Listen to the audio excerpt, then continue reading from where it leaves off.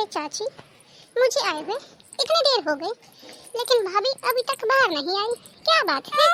लगता है भाभी मुझसे नाराज हैं। अरे नहीं नहीं बेटा, ऐसी कोई बात नहीं है। तेरी भाभी तुझसे नाराज क्यों होंगी?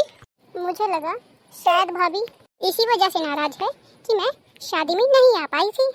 अरे नहीं बेटा, वो तो बस तेरी भाभी की थोड़ी तबीयत खराब है, इसीलिए अपने कमरे में आराम कर रही है। मुझे लगता है तुझे भूख लगी है, मैं तेरे लिए कुछ चाय नाश्ता लेकर आती हूँ। अरे चाची, आप क्यों परेशान होती हो? चाय ही तो बनानी है, मैं भाभी को आवाज लगा देती हूँ, वो बना देंगी चाय। या फिर मैं एक काम करती हूँ, मैं खुद ही भाभी के पास चलती हूँ और भाभी से मिल भी लूंगी और भाभी को चाय के लिए भी बोल दूंगी। अनु, तेरी समझ में नहीं आ रही है मैं क्या कहना चाह रही हूँ? अगर तेरी भाभी तेरे लिए चाय बनाकर नहीं लाएगी तो क्या तू चाय नहीं पिएगी या तेरे गले से खाना नहीं उतरेगा? हाँ? चाची, ये कैसी बातें कर रही हो आप? अरे बेटा, मेरे कहने का ये मतलब नहीं था। अच्छा, तो मैं एक काम करती हूँ, मैं खुद ही किचन से चाय बनाकर ले आती हूँ। ठीक है बेटा। कोई ना कोई बात तो जरूर है जो चाची सी मुझसे छिपा रही है। चलो, मैंने चाय का बहाना ही कर लिया, अब तो मैं भाभी से पूछ ही लूंगी कि क्या बात है। नमस्ते भाभी, कैसी हो? अरे अनु दीदी, आप कैसे हो? आप बताइए।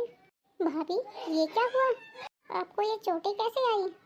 कुछ नहीं अनु, बस मैं काम करते वक्त सीढ़ियों से गिर गई थी, इसीलिए चोट लग गई मुझे। नहीं भाभी, आप झूठ कह रही हो, ये चोट के निशान गिरने से नहीं लगे हैं। भाभी, अगर आप मुझे अपनी ननद, अपनी सखी सहेली मानते हो तो प्लीज बताओ मुझे, ये चोटें आपको कैसे लगी? नीलम, नीलम बेटा। भाभी, लगता है बाहर कोई आया है। चलो एक बार देख ही लो जा करके, क्योंकि मैं तो जानती ही नहीं हूँ। दीदी, लेकिन आपको मुझे प्रॉमिस करना पड़ेगा कि आप किसी को नहीं बताएंगे कि ये चोटें मुझे कैसे लगी है। भाभी, ये सब चीजें गलत है। आज के समय में औरतें इतना कुछ नहीं सहती, लेकिन आप फिर भी सह रही हो। लेकिन मैं आपका साथ जरूर दूंगी, आप चिंता मत करिए भाभी, मैं किसी को कुछ नहीं बताऊंगी। ठीक है अनु, चलो बाहर चलते हैं। अरे भाई साहब, आप आइए आइए, कैसे आना हुआ आपका?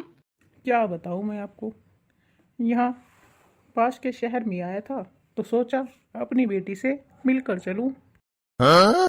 क्या आप यहाँ नीलम से मिलने आए हैं?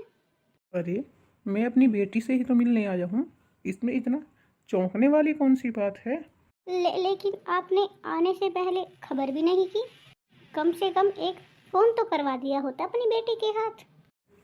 अरे बहन जी, ये आप कैसी बातें कर रही हो? क्या मैं अपनी बेटी से मिलने भी नहीं आ सकता? अरे पापा, आप यहाँ, आप अचानक कैसे आए? नीलम, पहले बेटा मुझे ये बता, ये तेरे चेहरे पर चोट के निशान कैसे आए? वो क्या है ना, बहू घर पर पोछा लगा रही थी और उसका सीढ़ियों से पैर फिसल गया, ये सब चोटें उसे इसी वजह से आई हैं। लेकिन आप चिंता मत कीजिए, हमने इसकी मरहम पट्टी करा दी है और डॉक्टर से इसके लिए दवाइयाँ भी ले आए हैं। अब आपकी बेटी कोई काम नहीं कर रही है, ये तो 2 दिन से आराम ही कर रही है। देखिए, मुझे बेवकूफ़ मत समझिए, मुझे पता है कि कौन सी चोट कैसे लगती है।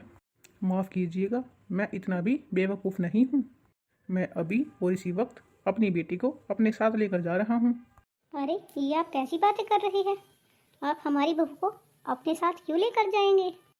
माना कि थोड़ी छोटी बातें तो हो जाती है, इसका मतलब ये तो नहीं कि आप अपनी बेटी को अपने घर ले जाएं। नीलम, देखो, मुझे किसी से कोई बात नहीं करनी है। तुम जाओ और जाकर अपना सामान लेकर आओ। ठीक है पापा। देखिए, आप ये ठीक नहीं कर रहे हैं, ये हमारे घर का आपसी मामला है। जी नहीं, ये आपके घर का मामला नहीं है, ये हमारी बेटी का मामला है। लेकिन आप मेरे बेटे की इजाज़त के बिना इसे नहीं लेकर जा सकते, अब ये मेरे बेटे की पत्नी है। आपके बेटे की पत्नी होगी बाद में, ये पहले मेरी बेटी है और मैं अपनी बेटी को कभी भी लेकर जा सकता हूँ यहाँ से। मैंने अपनी बेटी की शादी की थी, बेची नहीं थी मैंने अपनी बेटी। नीलम, तुम वहाँ खड़ी खड़ी क्या कर रही हो? चलो अभी।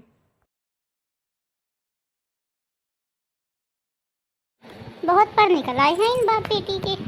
आने दो मेरे बेटे को, ठीक कराती हूँ इन्हें। अरे आप तो शहर मिलने गए थे, फिर नीलम आपके साथ कैसे आई? मैं नीलम से मिलने गया था। देखो, अब चाहे जो मर्जी हो जाए, नीलम अपने ससुराल नहीं जाएगी। लेकिन क्यों, क्या हो गया ऐसा? तुम्हें इसकी हालत नहीं दिखाई दे रही क्या, जो मुझसे पूछ रही हो? नीलम बेटा, तू यहाँ मेरे पास आकर बैठ। अब बता मुझे क्या हुआ है बेटा? मम्मी, रमन मुझे बहुत मारते हैं। वो हमेशा मुझसे लड़ाई करते हैं।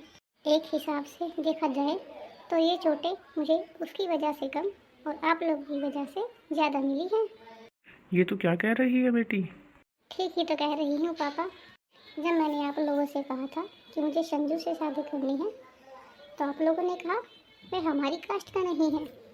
देखो बेटी, छोटी मोटी लड़ाइयाँ तो हर पति पत्नी में होती है, और फिर पति मारता है तो क्या हुआ, है तो अपनी ही बिरादरी का ना। तुम शादी करने वाली थी उस गैर बिरादरी के लड़के से। शादी के बाद ना जाने कौन कैसा होता है। मम्मी, संजू मेरी परवाह खुद से भी ज़्यादा करता था, लेकिन आप लोगों ने जात पात, लोग क्या कहेंगे, रिश्तेदार क्या कहेंगे, उन सब की परवाह की, अपनी बेटी की परवाह नहीं की। अगर उस दिन आपने अपनी बेटी की परवाह की होती तो आज आपको ये दिन नहीं देखना पड़ता, और शायद मुझे भी नहीं देखना पड़ता। देखो नीलम, अब चाहे जो भी हो जाए, तुम ससुराल वापस नहीं जाओगी। तुम्हारी शादी वहीं होगी जहाँ तुम चाहोगी। मुझे कोई फ़र्क नहीं पड़ता कि लड़का ज़ात बिरादरी का है या गैर बिरादरी का। जहाँ मेरी बेटी खुश रहेगी, मैं अपनी बेटी की शादी वहाँ करूँगा। आप हमारी बिरादरी में ना कटवाएंगे क्या? बिरादरी जाए भाड़ में, मुझे अपनी बेटी की खुशियाँ प्यारी हैं। मैं कल ही इसके ससुराल वालों को तलाक का नोटिस भिजवा दूंगा और अदालत से दरख्वास्त करूंगा कि मेरी बेटी को जल्दी से जल्दी तलाक मिल जाए। मैं उनके नाम की FIR भी करवाऊंगा और तलाक मिलने पर जल्द से जल्द अपनी बेटी की दूसरी शादी कराऊंगा।